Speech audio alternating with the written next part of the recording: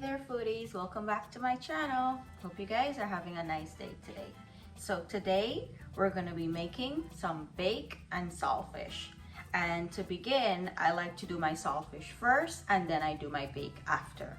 So here I have my saltfish. Here I already rinsed out all the excess salt a few times. You need to do that because the salt is really soaked into the fish and you need to get it out so it doesn't be excessively salty.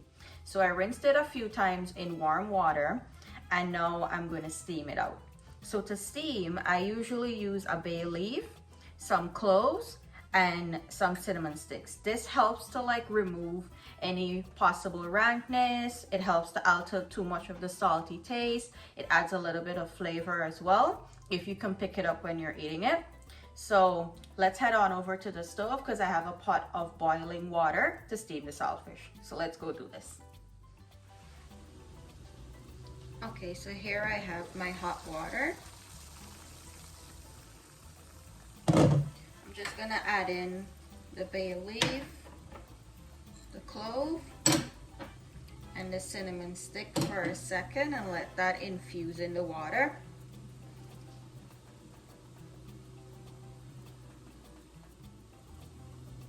And then I'm gonna add the pieces of saltfish. This is the salted pollock. It's very similar to bangameri and stuff. This is what I usually use when I can't get actual saltfish from Guyana. It works very well, but you can use any type of saltfish that you like. This recipe applies to any type because of course all of them are salted the same way, right? So I'm just gonna add all the pieces in. Okay, so here I have all the pieces in the water. What I'm gonna do, I'll let this go for 35 to 40 minutes on low heat so that it can steam really well and get all that excess salt out. And I'm gonna come back when it's time to fry it up. Okay, so our saltfish is finished steaming. What I'm gonna do, I'll rinse this out and then I'll squeeze some lemon juice on top of it and leave it to soak for a few minutes, and then I'll give it an additional rinse and allow it to drain properly, and then we'll start frying up the saltfish. So let me do that and then we'll come back to fry up the saltfish. Okay, so my saltfish is nice and clean and fully steamed out, and here I have all my ingredients that I usually put into it when I'm gonna fry it up. So here I have 1 large onion sliced, 2 tomatoes chopped up, 2 large Wiri Wiri peppers, lots of scallions or green onions or shallot. And for frying, I have 3 tablespoons of vegetable oil, 1.5 teaspoon of chicken bouillon, or you can use chicken Maggi cubes, it's the same thing. 1 tablespoon of sugar, 1 teaspoon of paprika for additional color, 1.5 teaspoon of black pepper, 1.5 tablespoon of chopped garlic, 1 tablespoon of thyme. You can use the fresh thyme, I just always have the dried one on me, and 1.5 tablespoon of tomato paste. So let's head on over and start frying up this delicious saltfish. Okay, so here I have my wok nice and heated. I'll add my oil and let it continue to heat up for a minute.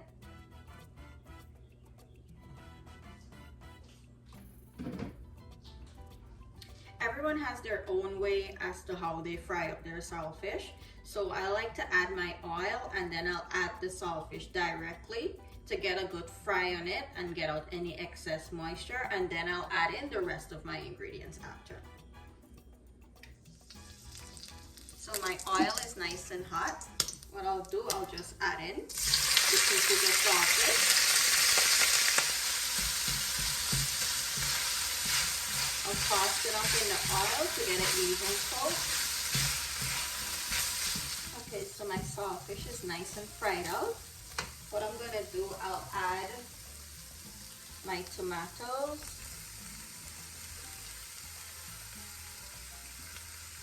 my onions,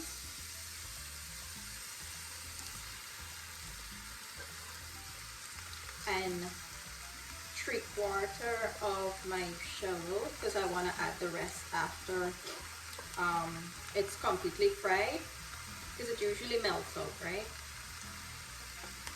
And I'll add all of my peppers.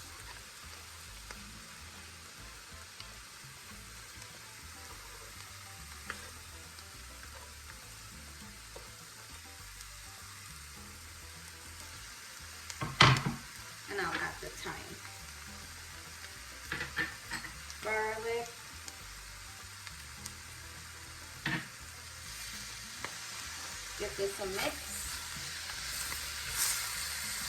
And allow this to fry and cook through with the saltfish. Okay, so our saltfish and all of the vegetables that we added has fried down really nicely. See how nice and soft the onion is? So what I'm gonna do, I'll add all my other ingredients now. My black pepper, chicken bouillon, sugar, paprika,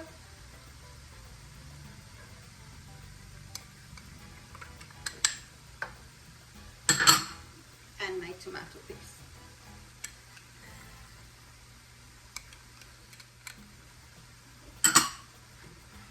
Give it a good mix. Remember, no salt is added to this because it's already salted fish, right?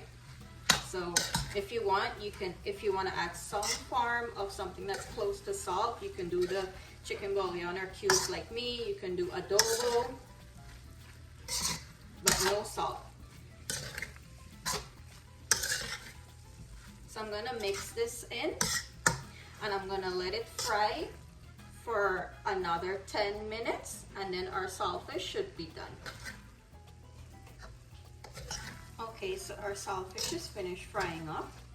What you should do as well, give this a taste to see if there's anything else that you'd like to add to it. I did taste mine and I needed a little more sugar because of course every packet or every saltfish that you buy is different, right? So I just gave it a taste and add the extra 2 tablespoons of sugar. So remember that additional shallot that I saved? I like to add it now because the rest that you usually add while it's frying out will melt, right? I'm just gonna give it a stir so you can get like that hint of green.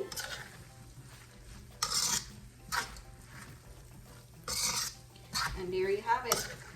Our saltfish is finished. So I'm gonna dish this out and I'm gonna start making my dough for my bake. So let's head on over to the countertop and start preparing our. Okay, so our saltfish is finished frying up. It's time to make our bake. So here I have all my ingredients that I like to put inside my bake. I'm starting off with 3 cups of all-purpose flour. I have some additional flour for dusting here. We have 2 teaspoons of baking powder, half teaspoon of salt, 2.5 teaspoons of yeast, and 3 tablespoons of brown sugar. You can use white sugar if you like, and also if you don't like your bake on the sweeter side, you can reduce the amount of sugar or don't add any at all. I like my bake on the sweeter side, so I'm going to use the sugar. And 2.5 tablespoons of softened butter and 1.25 cups of warm water. So what I'm going to do, I'm going to put in all of my dry ingredients to the flour with my baking powder, my salt, my yeast, and the sugar.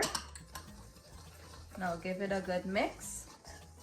Make sure to mix in the baking powder and the yeast really well.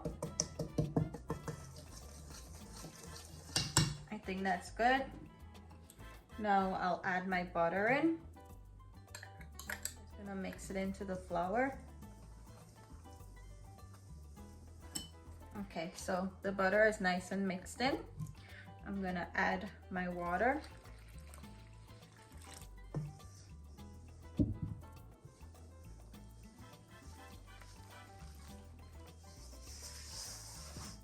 For this, you're looking for a nice soft dough because the stiffer your dough is, the stiffer your bakes will come out. So you're trying to have a nice soft and like somewhat sticky dough. I'm gonna bring this together. And you wanna make sure that you knead this really well. Okay, so my hands are nice and clean.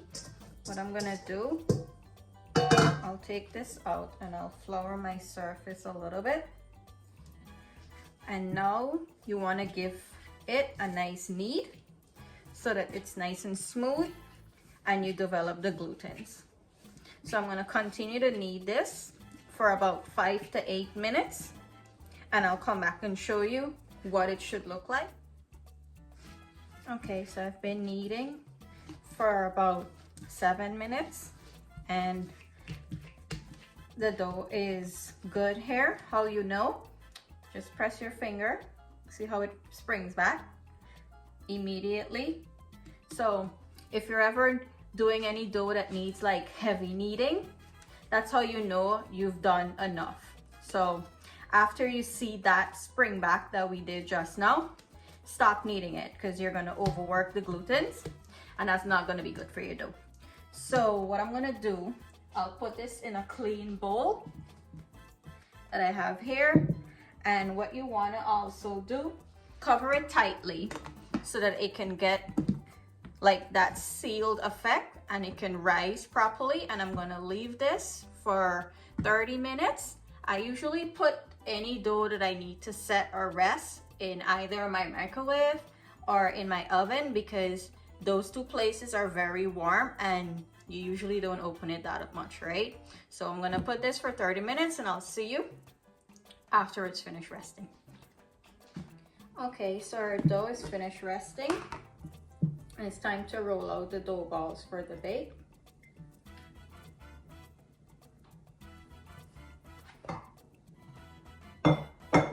Sprinkle some flour on your surface because the dough is gonna be a little sticky, see?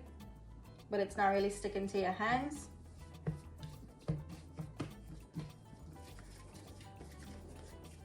So what I'm gonna do, I'll divide this into equal pieces.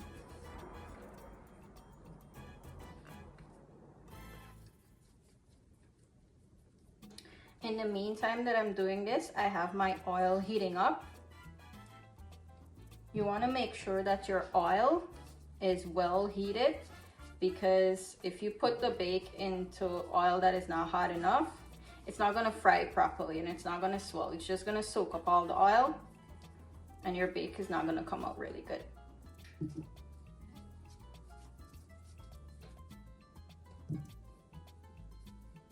Okay, so I'm on my last dough ball. Just gonna make it nice and round. Here you go. Okay, so I'm done with all my dough balls. What I like to do is just cover it with a damp paper towel in the meantime that the oil is heating up. Also, this allows it to rest for an additional 5 minutes so that it can start to rise back again. So I'll see you when it's time to roll them out. Okay, so our oil is almost finished heating up and I'm gonna start rolling out the bake. So I'm gonna start with the one that I placed here first. Just gonna press it down a little bit. So you can do this by just using your hands and spreading it out, or you can use the rolling pin. I like to use the rolling pin because it's much faster. And I also roll out all of my bakes one time so that as soon as one is finished frying, I can put the next one in. Dust off any excess flour because it's gonna burn in the oil anyways. So I'm gonna continue to roll this out and then we'll head on over to the stove for frying. So my oil is nice and hot and I have a bowl here with some tissue line.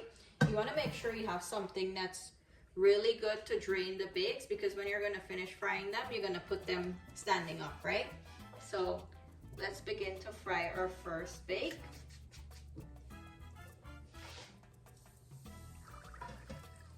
And make sure your oil is hot enough. And as soon as you put it in, just keep pouring the oil on top of it so that it rises up and it swells evenly.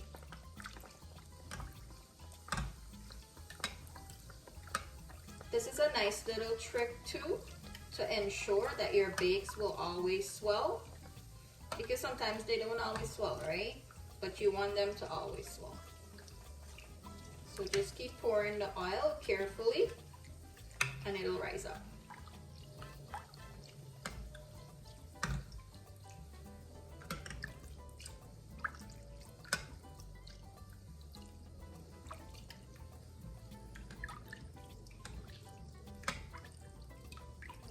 it's starting to completely rise up.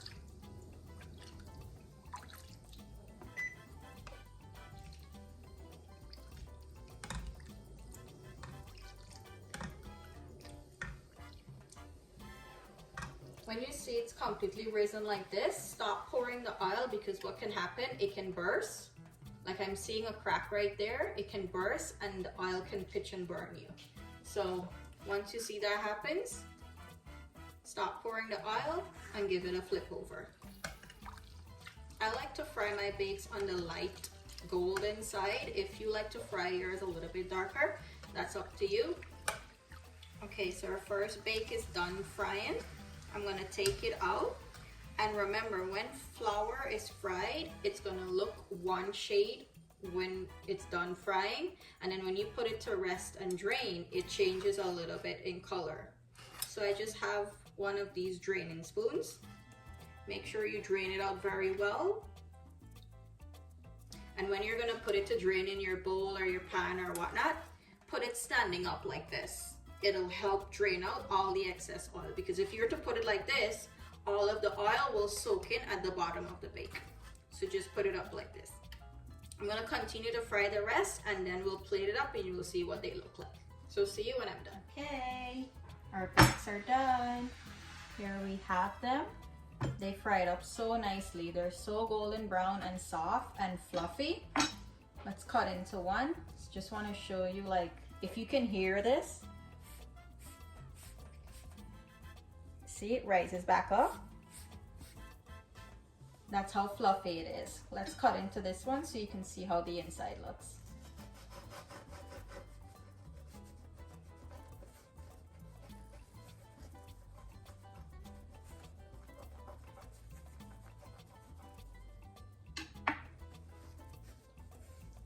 And here you go.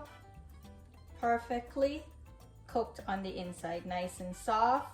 You have a little bit of dough. This is how I like mine, somewhere in between. Some dough and some thinness. So usually I would take some of the saltfish and I'll stuff it inside, and that's how I like to eat it. If you guys like to eat it by breaking it and picking the saltfish up, that's good enough too.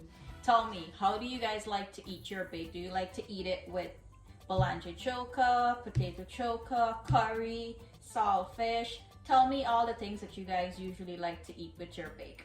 So thank you guys for watching today. I hope you guys enjoyed this recipe and you do give it a try. I'm telling you, it's absolutely delicious. Do enjoy the rest of your day. Thank you for watching. Don't forget, all the measurements and ingredients that I always use are in the description box below if you ever want to give the recipe a try. Don't forget to like, share, and subscribe to the channel. If you haven't subscribed as yet, please do. I'm sure you're going to enjoy my content. Thank you for watching. See you in the next one. Bye.